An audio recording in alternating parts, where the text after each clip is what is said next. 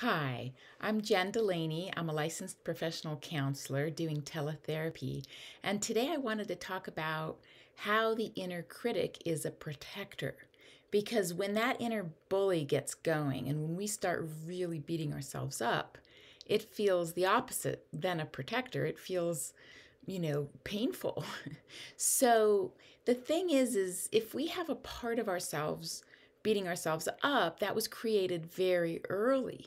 And remember, a long time ago, people might have been wanting to help you function in the world, to have good manners. And it comes down to a survival.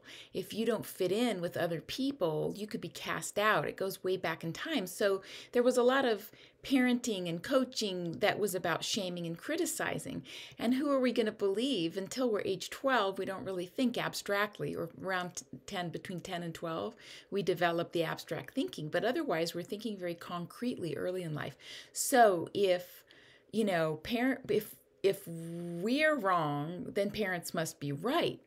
And so we internalize that part. We just can't help it. I mean, I know people whose parents have been gone 40, 50 years and they're still hearing their voice in some way. So this part is actually our part. It's not them. It's not an exact replica of them. It's usually an amalgamation of several voices that were highly critical. So the thing about survival programming, because this is related to survival on the deepest level in our physiology, is that it's efficient. It wants to do what it thinks works. It's not accurate to the moment. And really what is more accurate would be a very supportive, nurturing protector voice rather than an oppressor voice. So, that is something that we can develop by just noticing with neutrality that protector oppressor, protector bully voice, and being like, okay, I hear you. I know what you're trying to do. And what it's really trying to do is protect the child from having to feel. So imagine if kids are teasing another kid at school, and that kid at school doesn't really want to feel the pain of the moment, doesn't want to become more vulnerable by showing pain. So a lot of times they'll make fun of themselves and make fun of whatever the other kids are making fun of, whether it's being overweight or wearing the wrong clothes, So in some way we accept that bully as a protector, because then we don't have to feel the vulnerability. And instead we feel the shame. And shame is a real sticky feeling, but boy, it keeps us out of that pain. So this is part of it. So I wanted to read something. The parts work that I learned was through a couple of mentors, but of course the most famous parts work person right now is Richard Schwartz, and he has a book called No Bad Parts. So I wanted to read a paragraph from it.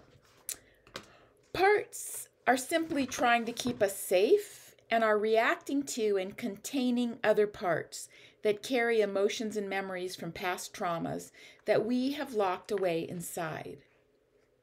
Internal Family Systems, IFS, operates from the radically different assumption that each part, no matter how demonic seeming, has a secret, painful history to share of how it was forced into its role and came to carry burdens it doesn't like that continue to drive it. So it's being driven. This part is being driven to protect us when really we don't need its protection anymore, and we want an update. And the brain can update.